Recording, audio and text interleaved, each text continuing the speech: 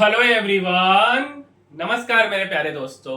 मेरे भाई, इस वीडियो में हम बात करने वाले हैं कि भारत ना रसिया से तेल खरीदता है, लेकिन वो जो तेल खरीदता है उससे क्या हम आम आदमी को कुछ फायदा हुआ है? क्या पेट्रोल का रेट सस्ता हो गया है? क्या डीजल का रेट सस्ता हो गया है? क्या सरकार जो है इस तेल से मुनाफा कमा रही है, या जो रिफाइनरीज हैं, जो कंपनियां हैं, क्या वो मुनाफा कमा रही है?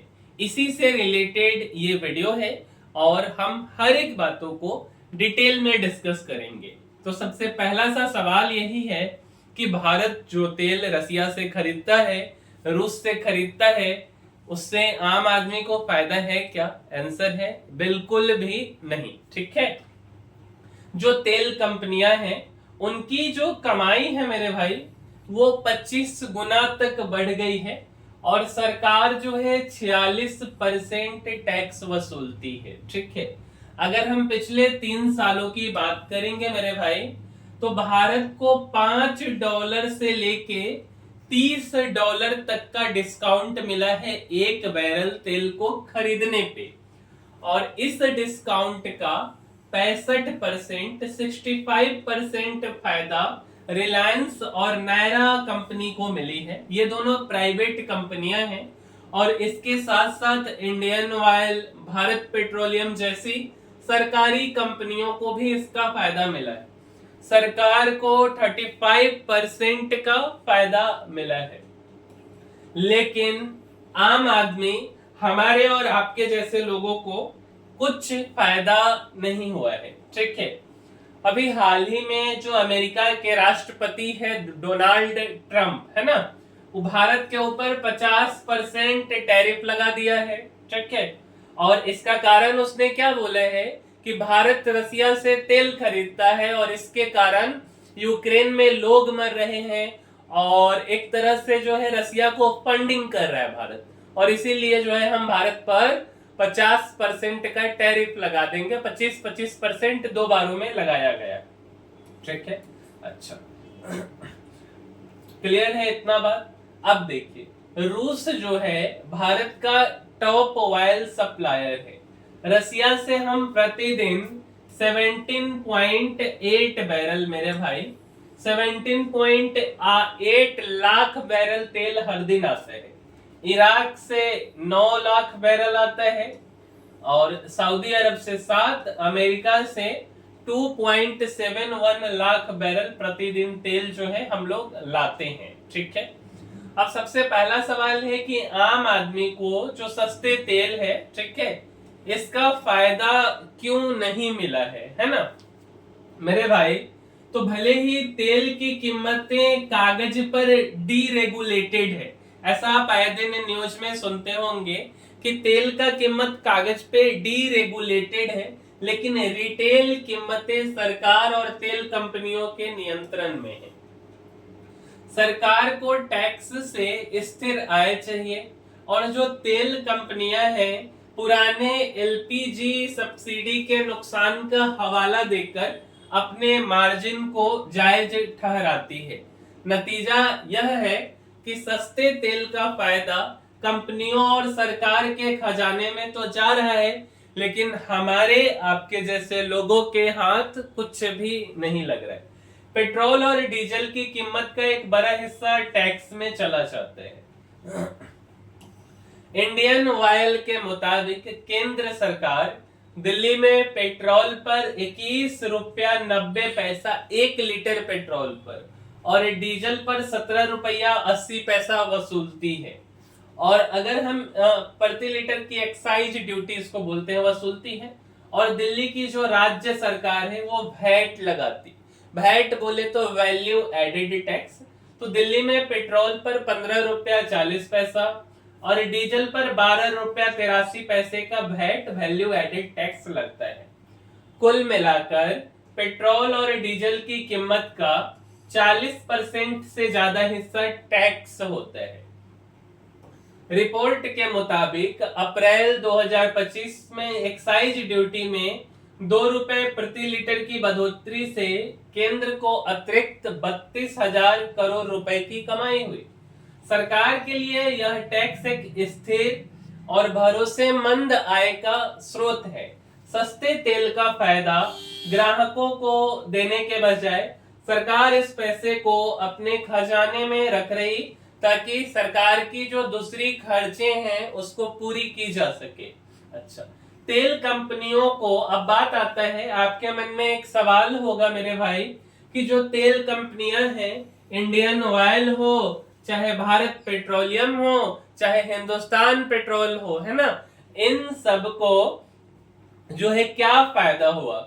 मेरे भाई हम थोड़ा सा आपको एक डेटा शेयर करेंगे कि 2020 में इन कंपनियों का कितना फायदा था और 23-24 में कितना फायदा हुआ।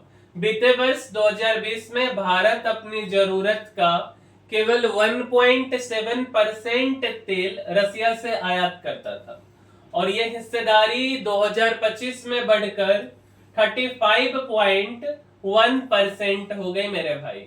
सबसे पहले हम थोड़ा सा आपको बताते हैं, इंडियन ऑयल 2022 से 23 में एक साल में कमाई 8242 करोड़, लेकिन जब रसिया से तेल आयात होने लगा 23 से 24 में, तो इंडियन ऑयल 39,619 करोड़ रुपया कमाई। भारत पेट्रोलियम कमाई 22 से 23 में 1870 करोड़, लेकिन जब तेल आयात होने लगा 23 से 24 में 26,674 करोड़ रुपए भारत पेट्रोलियम कमाई। हिंदुस्तान पेट्रोलियम लॉस में थी 8,974 करोड़ का, बट 23 से 24 में 14,694 करोड़ रुपए कमाई।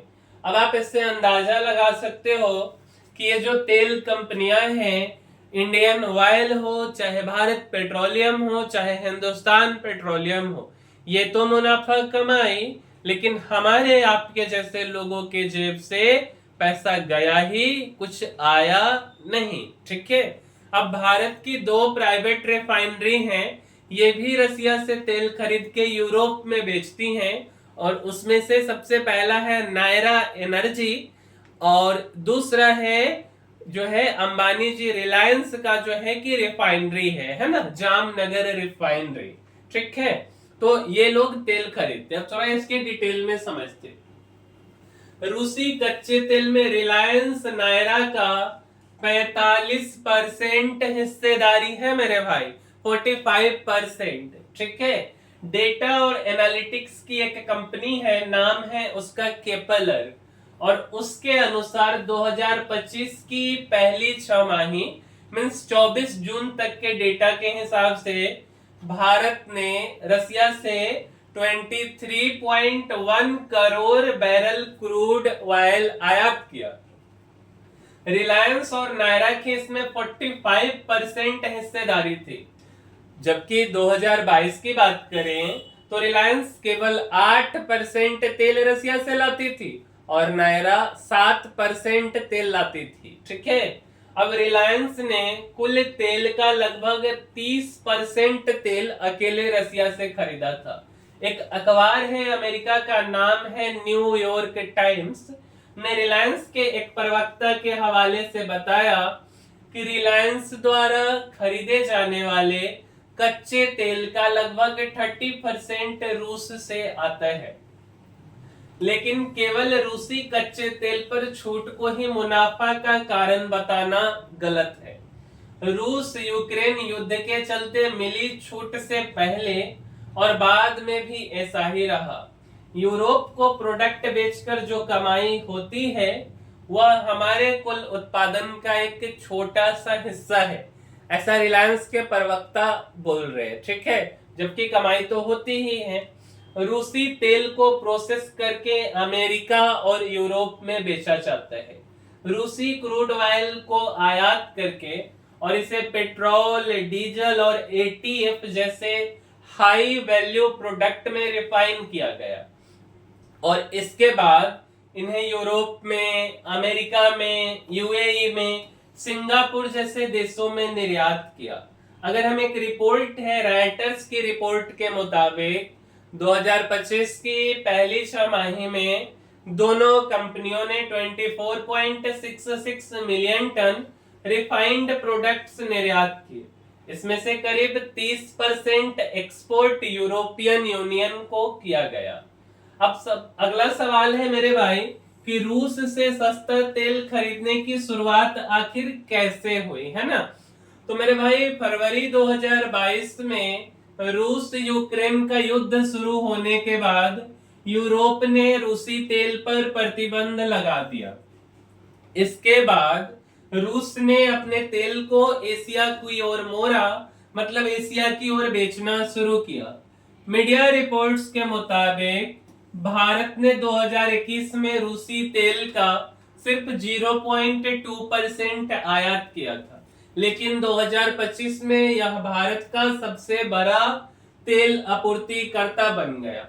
औसतन एवरेज की बात करें तो 1.67 मिलियन बैरल प्रतिदिन की आपूर्ति रहा, मीन्स तेल आया रसिया से।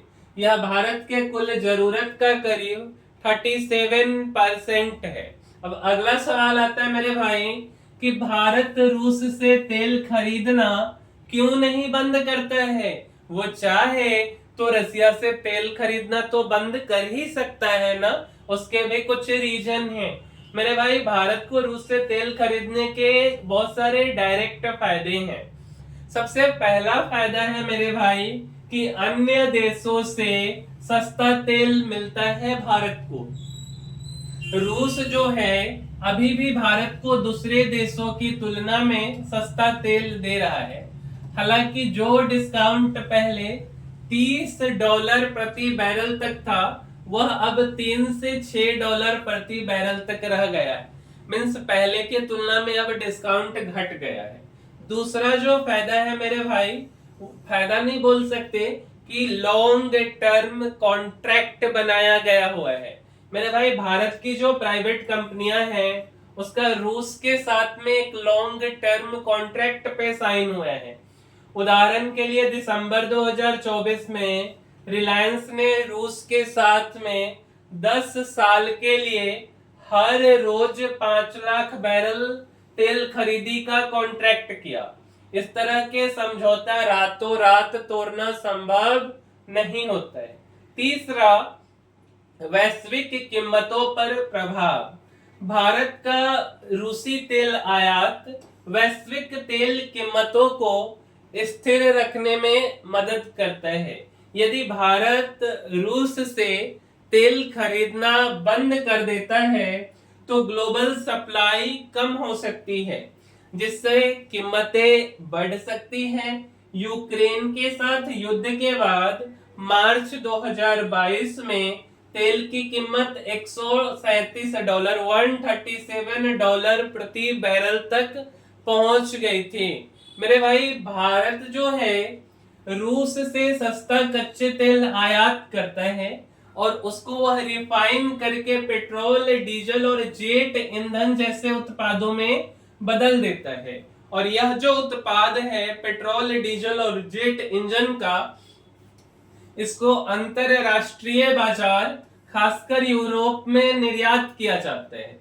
जो रूस से सीधे तेल आयात पर प्रतिबंध लगाए हुए हैं, भारत का कहना है कि उसका यह व्यापार जो है पूरी तरह पारदर्शी है और इसमें कुछ भी गैर कानूनी नहीं है मेरे भाई। रूस से तेल आयात पर कोई प्रतिबंध नहीं है, केवल एक प्राइस कैप लागू है जो 2022 में तत्कालीन अमेरिकी राष्ट्रपति जो बाइडेन के प्रशासन ने शुरू किया था। इस मूल्य सीमा का उद्देश्य रूस की तेल आय को सीमित करना था, लेकिन वैश्विक ऊर्जा बाजार को स्थिर रखने के लिए रूसी तेल को पूरी तरह प्रतिबंधित नहीं किया गया।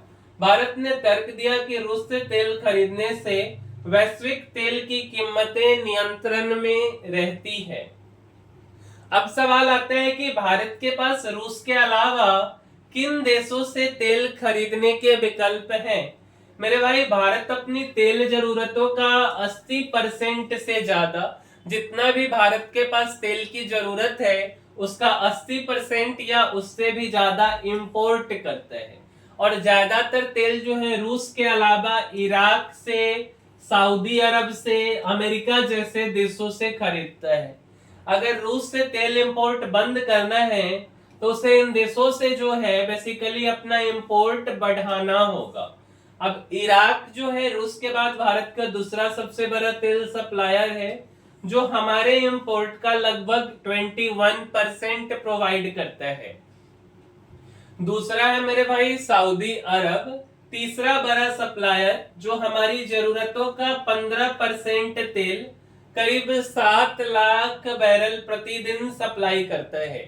अमेरिका जनवरी जून 2025 में भारत ने अमेरिका से रोजाना 2.71 लाख बैरल तेल इंपोर्ट किया, जो पिछले साल से दोगुना है।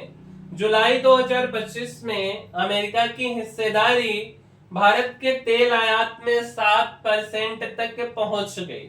अगर हम बात करें साउथ अफ्रीकन देशों की, नाइजीरिया और दूसरे साउथ अफ्रीकन देश भी भारत को तेल सप्लाई करते हैं और सरकारी रिफाइनरीज इन देशों की ओर रुख कर रही है। अन्य देश जैसे अबू धाबी, जिसे हम यूएई के नाम से जानते हैं, से मुर्वान क्रूड भारत के लिए एक बड़ा ऑप्शन है। इसके अलावा भारत ने गयाना, ब्राजील और अन्य लैटिन अमेरिकी देशों से भी तेल आयात शुरू किया है। हालांकि इनसे तेल खरीदना आमतौर पर रूसी तेल की तुलना में महंगा है।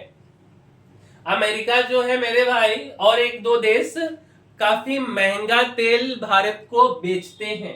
अगर हम बात करें मेरे भाई रसिया की, तो भारत के कुल इंपोर्ट का 37% तेल रसिया से आता है और ये एवरेज कीमत है, एक बैरल का कीमत मेरे भाई $63 आता है। अगर हम इराक से बात करें तो 21% तेल इराक से आता है और वहां का जो रेट है वो $78 प्रति बैरल है। अगर हम सऊदी अरब की बात करें तो हमारे तेल का 15% सऊदी अरब से आता है, $1 का कीमत 83 है। अगर हम यूएई मींस अबू धाबी से बात करें तो 10% तेल आता है वहां से, $78 प्रति बैरल। अमेरिका से 7% तेल आता है जो कि $83 प्रति बैरल है। नाइजीरिया से 4% और अंगोला से 3%। इन सबका रेट लगभग सेम ही है, 83 ही। सऊदी अरब का भी सेम ही है। और अगर हम कुवैत की बात करें तो 2% तेल, $73 प्रति बैरल। ब्राजील की बात करें तो 2% तेल महंगा है। ईरान से 1% तेल आता है जो कि $78 प्रति बैरल है। क्लियर है इतना बात? अब समझिए।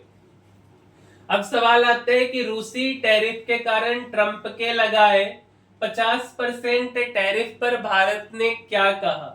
मेरे भाई, भारत ने इस अतिरिक्त टैरिफ को अनुचित, अनपेक्षित और अव्यवहारिक करार दिया। भारत के विदेश मंत्रालय ने एक बयान में पश्चिमी देशों खासकर अमेरिका और यूरोपीय संघ ईयू के दोहरे मापदंडों को उजागर किया। भारत ने बताया कि अमेरिका खुद रूस से यूरेनियम हेक्साफ्लोराइड, प्लेडियम, उर्वरक और रसायन जैसे उत्पाद आयात करता है। वहीं यूरोपीय संघ का रूस के साथ 2024 में 67.5 अरब यूरो का व्यापार हुआ, जिसमें 16.5 मिलियन टन तरलीकृत प्राकृतिक गैस, जिसको हम एलएनजी बोल सकते हैं, उसका आयात शामिल है। 2022 में ये 15.2 मिलियन टन के पिछले रिकॉर्ड से भी ज्यादा था। इसके अलावा यूरोप रूस से उर्वरक, खनन उत्पाद, रसायन, लोहा, इस्पात, मशीनरी और परिवहन उपकरण भी आयात करता है। भारत का कहना है कि पश्चिमी देश खुद रूस के साथ व्यापार कर रहे हैं। भारत ने यह भी स्पष्ट किया कि उसका रूस से तेल आयात राष्ट्रीय जरूरतों को पूरा करने के लिए है, न कि मुनाफे के लिए। रूस यूक्रेन युद्ध शुरू होने के बाद फरवरी 2022 में भारत ने रूसी तेल आयात शुरू किया, क्योंकि यूरोप ने भारत के पारंपरिक तेल आपूर्तिकर्ताओं खाड़ी देशों से तेल खरीदना शुरू कर दिया था। भारत ने सस्ते रूसी तेल का उपयोग अपनी 1.4 अरब आबादी के लिए किफायती ऊर्जा सुनिश्चित करने के लिए किया।